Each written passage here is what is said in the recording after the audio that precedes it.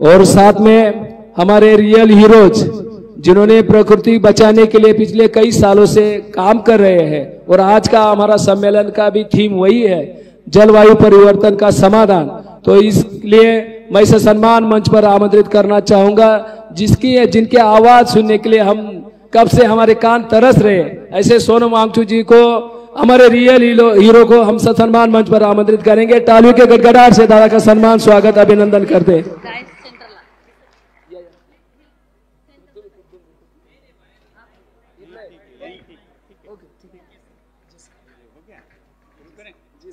Welcome. जोहार, जुले जुले, नमस्कार, अभिनंदन, शुभकामनाएं लाया हूं मैं लद्दाख के पहाड़ों से यहां महाराष्ट्र में जमा सभी जनजातीय लोगों के लिए। अशोक जी, अध्यक्ष मंडल के सदस्य, यूएन रिप्रेजेंटेटिव जो कि ईरान से आई हैं, हनी जी, और आप सब जो इतने सारे जगहों से रंग बिरंगे लोग, सभ्यताओं से, संस्कृतियों से आए हैं, आप सब से मिलके मुझे कितनी खुशी हो रही है, मैं बयां नहीं कर पाऊंगा। बहुत बहुत बहुत धन्यवाद आपका, ईश्वर का, कि आज मैं आप लोगों से जुड़ पाया। आसान नहीं था, मैं चाहता था कल जुड़ूं, मगर खुशी है कि आज जुड़ पाया। मेरी रेलगाड़ी 11 और 7 मिलाकर 18 घंटे लेट चली, ऐसी स्थिति थी, तो फिर भी आ पाया। इसका बहुत बहुत बहुत खुशी है आप लोगों से मिलके। मैं आप सभी को अभिनंदन लाता हूं, सारे लद्दाख और हिमालय के लोगों की और पशु पक्षियों की, पेड़ पौधों की, कीड़े मकोड़ों की, सब की तरफ से आप सबका अभिनंदन और धन्यवाद, जो आप लोगों ने मिलकर ऐसे अच्छे विषय पर ये गोष्ठी की। बहुत बहुत जरूरी थी कि आप जलवायु परिवर्तन, जो कि आज का सबसे बड़ा मुद्दा है, उसकी तरफ ध्यान जुटाएं लोगों का, और जिसकी संरक्षण करते आए हैं आदिवासी संस्कृतियां पूरे भारत में। कहीं हम हिमालय के उस पार लद्दाख में, तो कहीं हिमालय में हमारे साथी जो कश्मीर से, हिमाचल से, उत्तराखंड से, नेपाल से, सिक्किम से अरुणाचल तक, म्यांमार तक, सब संजोए रखे हैं वो मूल्य, वो संस्कृति, जिसके कारण ये बची हुई है अभी भी। मगर इसको अब आगे कैसे बचाएं, ये चुनौती भी हमारे सामने है। हमेशा से मैं ये कहता रहा हूं कि आदिवासी संस्कृतियों का आदर होना चाहिए, उन्हें कम या पिछड़ा ऐसे नजर से नहीं, बल्कि आज के इस दुनिया में जो अग्रसर हैं वही सबसे पिछड़े हो गए हैं, जिनके कारण ये धरती विनाश के कागार पर पहुंची है। जिसे हम प्रगति कहते थे, वो हद से अगर ज्यादा हो जाए तो विकास नहीं, विनाश होता है। अति हर चीज की खराब होती है। तो ये जो विकास की धारणा है, उसका जब अति हो जाए तो आज आप समझ रहे हैं क्या हालत है धरती की, वो होती है। तो ऐसे समय में और ज्ञान हम शायद वहां से न लें, उस स्रोत से न लें जिस स्रोत से ये विकास का नींव हमने पाया, और जिस पे चलते हुए आज धरती प्रलय के पास पहुंच चुकी है। तो इसलिए मैं हमेशा यही कहता हूं कि सीखना है तो आज दुनिया को, आज लंदन को, आज न्यूयॉर्क को, आज पेरिस को, आज बीजिंग को सीखने की जरूरत है। मूल निवासियों से, आदिवासियों से,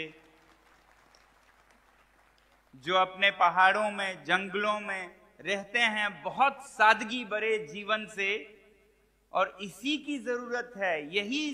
यही ज्ञान वो सीख नहीं पा रहे हैं, जो अब बिगड़ चुके हैं विकास के रास्ते पर, वो हमारी ये सादगी भरा ज्ञान और संतुष्टि भरा ज्ञान नहीं वापस अपने जीवन में अपना पा रहे हैं। बहुत मुश्किल हो रहा है, तो सीखने की जरूरत है। तो इन बड़े शहरों को ऐसे सभ्यताओं से सीखने की जरूरत है। इसीलिए मैं बार बार कहता हूं, लोग कभी हंसते हैं, कभी मजाक की तरह देखते हैं कि अगर भारत को विश्व गुरु बनाएगा तो वो कलकत्ता, दिल्ली, बंबई, चेन्नई, बेंगलोर नहीं बनाएंगे। ये तो नकल है उन संस्कृति, उन सभ्यताओं के जिनके कारण पृथ्वी विनाश तक पहुंची है। तो नकल के, जिसे कहते हैं हम डुप्लीकेट संस्कृति सभ्यताओं से, ज्ञान से, जो हम किसी और से लेके, जो मौलिक भी नहीं है हमारी, उसको लेके हम विश्व के गुरु नहीं बन सकते हैं। बल्कि अगर हम ढूंढें ज्ञान को अपने पहाड़ों में, जंगलों में, ऐसे संस्कृतियों से जिन्होंने सदियों से सीखा है और उस पर चले हैं कि कैसे बिना किसी के हानि किए अपना जीवन संतुष्टि से, सादगी में बिताना है, आज वो ज्ञान भारत से अगर बाहर जाए तो भारत विश्व गुरु बन सकता है। तो जैसा मैं कह रहा था, इस बात को बहुत गंभीरता से नहीं लेते थे, हालांकि मैं बोलता जाता था, मगर इस साल 2024 में 3 महीने पहले विश्व के स्तर पर भी इस बात को माना गया, जब संयुक्त राष्ट्र के, यूएन के COP 16वां, जो कि विविधता पर, बायोडाइवर्सिटी पर हो रहा था कोलंबिया में, तो उसका सारा निचोड़ निकाल के जो बातें आई, उसमें सबसे महत्वपूर्ण ये थी कि इंडिजिनस लोगों को, आदिवासी सभ्यताओं को, संस्कृतियों को एक सम्मान से उनके द्वारा विश्व की ये जो जैविक विविधता है, बायोडाइवर्सिटी है, उसे बचाने का एक बहुत बड़ा साधन मानना चाहिए, उसे संरक्षित रखना चाहिए। अब ये संयुक्त राष्ट्र ने डंका बजाकर दुनिया को बताया है, यही हम कहते आए हैं आदिवासी लोग। तो आप लोगों को गर्व महसूस होना चाहिए कि हम उस संस्कृति से आते हैं जो बचा सकता है प्रकृति को, जो बचा सकता है पृथ्वी को, जो बचा सकता है केवल मानव ही नहीं, सारे जीव जंतुओं को। मानव केंद्रित विकास तो बहुत हुआ और उसकी अति हो गई है। हम जिस तरह से जंगल की आदर करते हैं, सम्मान करते हैं, जल की, जमीन की और उस पे पनपने वाले हर जीव जंतुओं की, वो आज दुनिया को सीखने की जरूरत है। ऐसा हर जगह होता था। आज से 1000 साल पहले सब जगह लोग प्रकृति के साथ संतुलन में रहते थे। पृथ्वी की सेहत, स्वास्थ्य बहुत अच्छी थी तब। घरों में आज जो हम साजो सामान भर के उसे एक क्या कहेंगे, संग्रहालय जैसा हर तरह का कचरा भर भर के कर रहे हैं, जिंदगी आसान बनाने के नाम पे, वक्त बचाने के नाम पे, वो साबित हो चुका है कि ये सारे वक्त बचाने के उपकरण प्रयोग करने के बाद आज माँ को अपने बच्चे से बात करने के लिए वक्त नहीं है। बच्चे को पिता से दिल की बात करने के लिए वक्त नहीं है। वक्त बचाने के इतने मशीनें, इतने साधन, मगर वक्त किसी के पास नहीं है। और इसी दौर में विनाश बहुत हो रहा है, ये हम देख रहे हैं। तो ये कैसे स्वास्थ्य बिगड़ा पृथ्वी का, थोड़ा मैं वो आपसे बांटूं, जिस तरह से मैं बच्चों को समझाने के लिए कभी कभी पेचीदे बातों को आसानी से दिखाने के लिए बोलता हूं बच्चों को, वो मैं आज आपके सामने रखूंगा कि ये क्या है, क्या हो रहा है। क्योंकि बहुत असमंजस का रास्ता है। कोई कहता है आपको विकसित होना है, कोई कहता है आपको मुख्य धारा में मिलना है, कोई कहता है आपको संरक्षित रहना है, आप जो हैं वो बहुत अच्छे हैं। हम बहुत बार नहीं समझ पाते हैं क्या है, हमें बदलना है या जो है उस मूल्यों, उस मौलिक जीवन को बचाना है। तो ऐसे में मैं आसान भाषा में बोलता हूं कि आज जिस रास्ते पे ये दुनिया चला उसके हमारी धरती माँ, अगर उसे एक माँ समझें, धरती माँ बीमार है। आज धरती माँ बहुत बीमार है, किसी रोग का संक्रमण हुआ है जिसके कारण उसके अलग अलग हिस्सों में अलग अलग दुख और दर्द हो रहा है। उसका तापमान बढ़ता जा रहा है, बुखार हुआ है धरती माँ को। ऐसा मैं बच्चों को बताता हूं और शायद समझने के लिए ये सभी के लिए आसान हो कि आज धरती माँ बहुत बीमार है, बहुत ऊंचा बुखार है उसे। और इस गर्मी, इस बुखार के चलते उसके जो माथे पर लद्दाख और हिमालय के बर्फ हैं वो पसीने की तरह पिघल रहे हैं। बुखार में है माँ, तापमान बढ़ता जा रहा है और उसके माथे के शीर्ष के पसीने, ये ग्लेशियर्स के पिघलते हुए हालत को देख के समझ आता है कि कैसे पसीना पसीना हो चुका है आज धरती माँ। वैसे ही कहीं जंगलों में आग लग रहा है अमेरिका में, तो कहीं ऑस्ट्रेलिया में। ये सब धरती माँ के जख्म और उस पे जो जलन उसे महसूस हो रही है। इस बीमार धरती माँ में आज बहुत दर्द भरे जलन कहीं कमर में, कहीं पेट पे हो रहा है, वो आज हम सुनते आ रहे हैं। मैं बच्चों को ऐसे बताता हूँ। वैसे ही जो पसीना पसीना हो रहा है, वो पसीना बहते बहते ऊपर माथे पर पानी की कमी हो रही है, उसे डिहाइड्रेशन हो गया है। बीमार धरती माँ को नमी की कमी, डिहाइड्रेशन से शिकार है उसका सर। तो कहीं वो बहते बहते सागर में ऐसे बह रहा है कि पैरों में पानी पानी भर गया है।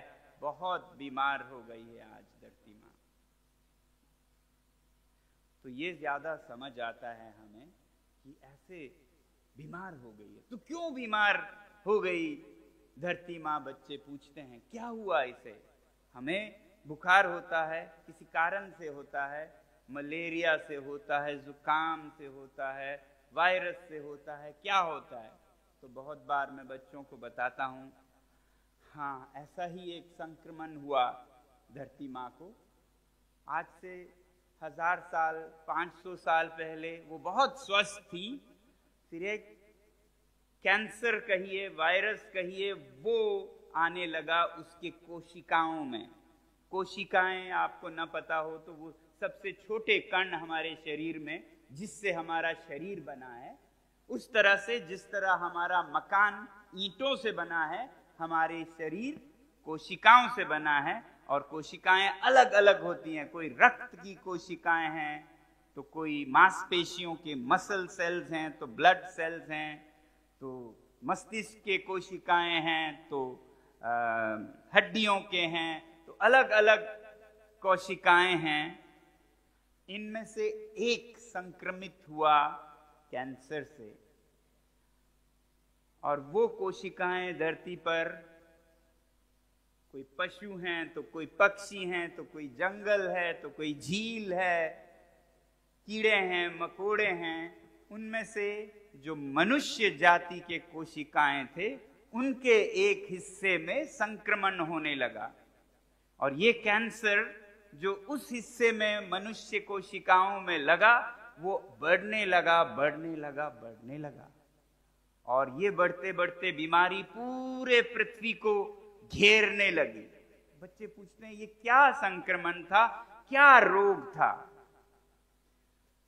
ये संक्रमण, और मैं ऐसा महसूस भी करता हूं, ये संक्रमण था जब मनुष्य जाति में लालच, ग्रीड जागी मन में कि मैं आज के खाने के लिए नहीं, पहनने के लिए नहीं, रहने के लिए नहीं, कल के नहीं, परिवार के नहीं, पूरे दुनिया का अपने हाथ में ले लूं, मैं सबसे बड़ा बनूं, सबसे अमीर बनूं, सब कुछ मेरा हो।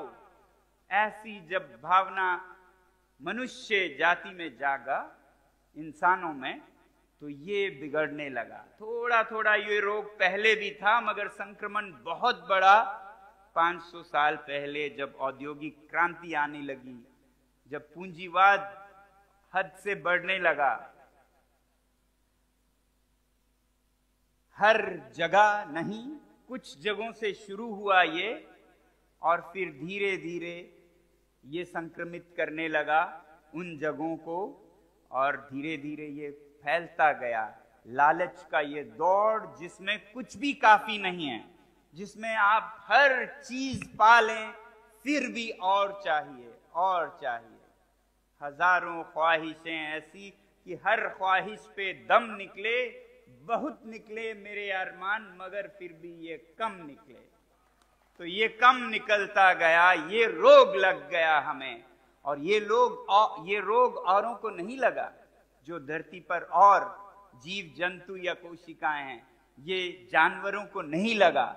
वो जानवर, कोई जानवर ऐसे जमा नहीं करता है, होर्डिंग नहीं करता है, जो औरों से लेके अपना सालों सालों जैसे पूरे धरती पे रहना हो, ऐसे कोई जानवर लालच से नहीं करता है। वो खाते हैं, छोड़ के चले जाते हैं। पशु हो, पक्षी हो, पेड़ से खाते हैं, खा के चले जाते हैं औरों के लिए छोड़ के। तो ये मनुष्य जाति में ही लगा, ये पौधों में, फूलों में नहीं लगा, कीड़ों मकोड़ों में नहीं लगा, ये पशु पक्षियों में नहीं लगा, ये मनुष्य जाति में लगा।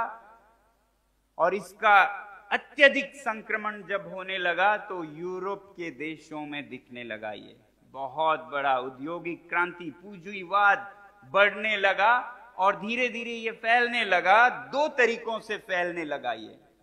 पहला तरीका था, जो संक्रमित रोगी कोशिकाएं हैं, वो जाकर और जगहों पर फैलने लगे। तो यूरोप से ये संक्रमित कोशिकाएं जाती हैं अमेरिका, उसे संक्रमित करते हैं। नॉर्थ अमेरिका, साउथ अमेरिका जाके उसे रोगी बनाते हैं, वो हिस्सा। ऑस्ट्रेलिया जाके उसे रोगी बनाते हैं। और हर जगह वो जाके ही संक्रमित नहीं किए, वो एक दूसरे से छूत से भी संक्रमण इसका हुआ। तो जैसे भारत में वो उतने नहीं आए, 2-4 आए, मगर वो रोग ऐसा फैल गया कि भारत के लोग ही रोगी हो गए। ये रोग अब देखा जाता है बड़े बड़े शहरों में, जहां दौड़ है, अंधा दौड़ है, और चाहिए और चाहिए और चाहिए। मैं ये नहीं कहता हूं कि मैं विकास विरोधी हूं। विकास जब हद में हो तो विकास है, हद से जब बढ़ जाए तो वो विनाश है। तो मैं हिंदी के एक गीत को अगर कहूं, इतने विकसित न बनो, इतने विकसित न बनो, हद के अंदर हो अगर विकास, तो विकास होता है। हद से बढ़ जाए तो आप अपनी सजा होती है। आपने सुना है ये गीत? तो जिससे ज्यादा बढ़ जाए, संतुलन से ज्यादा मध्यम मार्ग जो है वो विकास का विकास है, उससे ज्यादा हो तो विनाश शुरू हो जाता है। अब ये मैं कहूं तो कुछ लोग कहते हैं, हाँ तुम तो वो हार्डकोर हो, न्यू एजी हो, ये हो, बाबाओं की बातें कर रहे हो। फिर मैं उन्हें उनके ही गीता से, विकास, आर्थिक विकास के गीता से, उनके ही गुरु की बातें बताता हूं, जिसमें कि एक बड़े अर्थशास्त्री ने ईस्टरमन्स पैराडॉक्स ये सिद्धांत दिया। ये ईस्टरलिन ने क्या देखा? ईस्टरलिन जो अमेरिकी आर्थिक गुरु थे, उन्होंने ये अध्ययन किया और पाया। इसकी बात नहीं करते हैं क्योंकि उसको नहीं सुनना चाहते हैं वो। उन्होंने ये दिखाया कि दौलत के साथ, पैसे के साथ, विकास के साथ संतुष्टि किस तरह चलता है। अगर आप ग्राफ बनाएं, जैसा चित्रण करके दिखाते हैं, इस तरफ पैसा, उस तरफ संतुष्टि, तो जब पैसा जीरो होता है, शून्य होता है, तो मैं भी मानता हूं संतुष्टि शून्य होता है, बहुत दर्दनाक होता है। गरीब होना कोई रोमांचक बात नहीं है। मैं नहीं चाहता कि हमारे लोग कोई भी जनजातीय या कोई भी बिल्कुल गरीब रहें कि वो कपड़े ना पहन पाएं, खाना ना खा पाएं, पेट भूखा, शरीर नंगा, कोई संतुष्टि नहीं होगी। तो इसलिए शुरू में जब धन बढ़ता है, विकास बढ़ता है, तो संतुष्टि बहुत जड़ बढ़ती है, बढ़ती है, बढ़ती है, बढ़ती है। फिर जब आपके पास कपड़े होते हैं, खाने को रोटी होती है, घर होता है, खेत होते हैं, जरूरतें पूरी होते हैं, फिर शुरू होते हैं झगड़े, फिर शुरू होता है लालच, फिर शुरू होता है विनाश। ये मैं नहीं कह रहा हूं, ये अर्थशास्त्र के गुरु ने दिखाया कि कुछ देर बाद ये ग्राफ फिर चढ़ता नहीं है। जितना भी पैसा बढ़े, संतुष्टि वहीं पे रहती है। ये एक तरह का क्या कहेंगे, पठार बन जाता है, प्लेटू हो जाता है ग्राफ। तो पैसा बढ़ता जाए, विकास बढ़ता जाए, खुशी वहीं रह जाती है। बहुत बार खुशी और नीचे होती है, जैसा आपको देखने को मिलता है। सबसे अमीर देशों में सबसे ज्यादा हत्याएं होती हैं, गरीब में भी होती हैं, वो तो समझ सकते हैं। अमीर में कैसे हो, वो समझ के बाहर है। जब आपके पास सब कुछ है तो आप जीवन ही खत्म करें, इसके लिए आपने सब कुछ किया, उसके बाद आप जीवन ही खत्म करें, तो फिर तो कुछ गड़बड़ है। ये बात कुछ हजम नहीं हुई। तो ये देखा गया है और अध्ययन से भी पता चला है कि जब विकास का संतुलन बिगड़ जाए और अति हो जाए तो विनाश शुरू होता है। ऐसा ही और एक सिद्धांत है। मैं इसलिए कह रहा हूं कि आप ये ना सोचिए ये हमारे धर्म में, ये हमारे बिलीफ में, आस्था में कही जाती है, मगर मुझे तो ये बड़े बूढ़ों के आस्था की बातें नहीं सुनना है। हमारे ही बहुत से बच्चे ऐसे भी होंगे, ये बड़े बूढ़े क्या जानते हैं, मैं तो न्यूयॉर्क के रास्ते पे चलूंगा, लंदन के रास्ते पे विकसित होऊंगा। तो मैं उनको बता रहा हूं, और देश के जो पढ़े लिखे विकसित लोग हैं उन्हें बता रहा हूं, ईस्टलिन के अनुसार तो ये विकास की संतुष्टि बढ़ती नहीं जाती, ये खत्म होती है, नीचे आती है। और एक अर्थशास्त्र में बहुत बड़ा थियोरी है, बहुत बड़ा थियोरी है, जिसे कहते हैं law of diminishing marginal utility. ये हर बड़े औद्योगिक और व्यावसायिक संस्था में पढ़ाया जाता है। हमारे हर विकास के गुरुओं को इसका पता है, मगर इस पर अमल कोई नहीं करता है।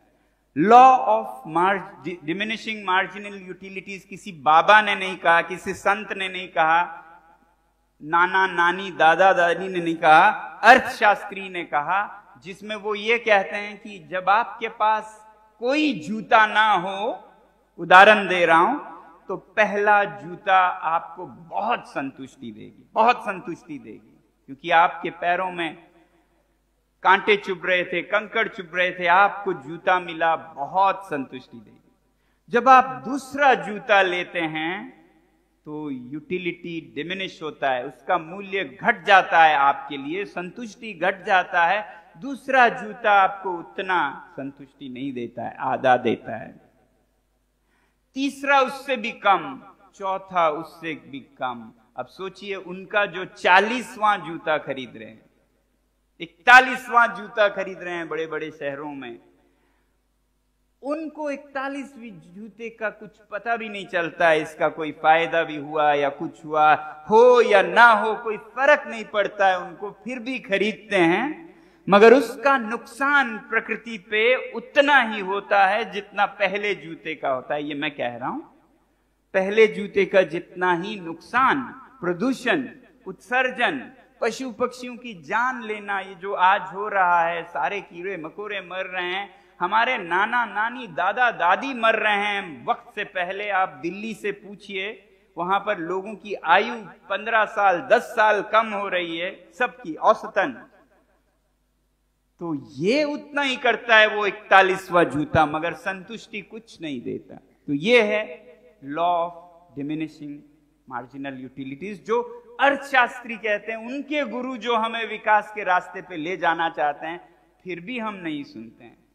तो ये मैं आज एक तो दुनिया को, दूसरा हमारे ही जनजातीय लोगों को भी सुनाना चाहता हूं, खासकर युवा पीढ़ी को, ताकि आपको अपनी संस्कृति पे गर्व हो। जो सादगी थी वो पिछड़ापन नहीं था, वो बहुत अग्रगामी था, वो सबसे आगे है। दुनिया को आज चाहिए तो वो ज्ञान चाहिए। तो ये गर्व होना बहुत जरूरी है, वरना ये संक्रमण जो मैं कह रहा था यूरोप से आया, दुनिया भर में फैला, भारत चीन जैसे लोगों पे ये कोशिकाएं नहीं आई, यहीं के कोशिकाओं को संक्रमित कर दिया, दिमागों में ये वायरस, ये कैंसर फैलने लगा। तो इसको हमें समझना होगा और समझाना होगा वो जनजातीय लोगों को, क्योंकि इन देशों में, भारत चीन जैसे देशों में जहां वो आए नहीं, संक्रमण हुआ, दिल्ली में हुआ, बंबई में हुआ, कलकत्ता चेन्नई में हुआ, इस देश में भी कुछ कोशिकाएं अभी भी स्वस्थ हैं जिन पे ये संक्रमण अभी नहीं लगा है, और जिसके संपर्क में आकर ये संक्रमित कोशिकाएं भी स्वस्थ हो सकती हैं, वो बचे हुए कोशिकाएं हैं आदिवासी जनजातीय संस्कृतियां, जो कहीं पहाड़ों में हैं, कहीं जंगलों में हैं, अब तुले हुए हैं, उनको भी मुख्य धारा में लाने का। अगर मुख्य धारा से अर्थ हो कि संतुलित विकास, तो बहुत अच्छी बात है, तो बहुत अच्छी बात है। क्यों कोई आदिवासी भूख से मरे, क्यों कोई आदिवासी ठंड से मरे, बीमारियों से मरे? बिल्कुल ना मरे। मगर अगर विकास का अर्थ है असीमित अंधाधुंध दौड़, तो वो फिर एक बीमारी है जिसके बाद आपका विनाश शुरू होता है। तो जो संक्रमित नहीं हैं उनसे बहुत उम्मीद है, मगर हम में भी ऐसा नहीं है कि आप इस जनजाति से हैं तो आप तो स्वस्थ हैं। इसी जनजाति में भी जो लोग पृथ्वी को हानि कर रहे हैं, अपना सोच रहे हैं और किसी का नहीं सोच रहे हैं, वो संक्रमित हैं। और ऐसा नहीं है कि दिल्ली बंबई में जो हैं सब संक्रमित हैं, बहुत लोग हैं जो स्वस्थ बचे हुए हैं संक्रमण के बावजूद, जो हमें मदद करते हैं अपने बड़े बड़े शहरों से। मेरे साथी यहाँ दिलीप जैन जी हैं, वो आदिवासी नहीं हैं, मगर उनके लिए वो हर रात दिन काम करते हैं। उसकी मैं बात कर रहा हूं कि जरूरी नहीं है कि दिल्ली और बंबई में सब संक्रमित हों। बचे हुए लोगों को एकजुट होना चाहिए, वो चाहे जंगलों और पहाड़ों में हो या शहरों के बीच अभी तक बचे हों, उनको एकजुट होके इस पृथ्वी के स्वास्थ्य को फिर से अच्छा बनाना होगा। इसलिए हम पर बहुत बड़ी जिम्मेदारी है। इसलिए मैं आप लोगों को एक तरफ तो धन्यवाद करने आया हूं कि आप अपने मूल्यों को बचाए रखने के लिए इतने 32 सालों से आप कोशिश कर रहे हैं। आज इसकी सबसे ज्यादा जरूरत है विश्व में। 32 साल पहले शायद लोगों ने इसे हंसी में उड़ाया होगा, ये पिछड़े लोग क्या कर रहे हैं, इनको कुछ नहीं पता है। आज वही लोग विश्व गुरु बनेंगे, तब आपका मूल्य बहुत होगा। तो ये अपने आप पर जो भरोसा है वो ना खोइएगा। संक्रमण चल रहा है, मगर स्वस्थ कोशिकाओं को खुद को संभाले रखना है, नहीं तो कहेंगे बड़े गौर से सुन रहा था जमाना, खुद ही सो गए दास्तां कहते कहते। तो ऐसा ना हो, ऐसा ना हो। मैं चाहता हूं कि आप की दास्तां बड़े गौर से जमाना सुनने को तैयार है। आज संयुक्त राष्ट्र से, यूनाइटेड नेशन से लेके बुद्धिजीवी सभी आपकी दास्तां सुनने को तैयार हो, और आप ना खामोश हो जाएं दास्तां कहते कहते। तो इसके लिए मैं खास कर लद्दाख से आया हूं, बहुत दूर से आया हूं, बहुत कठिनाइयां सह के आया हूं। कई बार मन में विचार आया कि नहीं हो पाएगा ये, 2 घंटे के लिए मैं मिल पाऊंगा उनसे, अगर वो भी देर हो गई तो मैं यहाँ आके कुछ भी ना पाऊंगा, खाली मैदान में आऊंगा। मगर फिर सोचा जो भी हो, कोशिश करने वालों की कभी हार नहीं होती। तो कोशिश की, आप लोगों से मिल पाया। अब मेरी कोशिश कामयाब आपसे मिलने से नहीं हुई, ना ही होगी। अगर आप इन बातों को, इस मूल्य को, इस गर्व को अपनी संस्कृति के बच्चे बच्चे में दे पाएं, ये सकारात्मक संक्रमण अगर आप कर सकें तो हम ये नकारात्मक संक्रमण को रोक पाएंगे। यही आपसे अपेक्षा है, यही आपसे प्रार्थना है। इसी के साथ में लद्दाख के अभिनंदन और शुभकामनाओं के साथ आपका अंतिम दिन है। आप सभी को ज्यादा नहीं रोकना चाहूंगा। बहुत बहुत धन्यवाद। जय जवाहर। बहुत बहुत धन्यवाद। तालियां बजती रहनी चाहिए।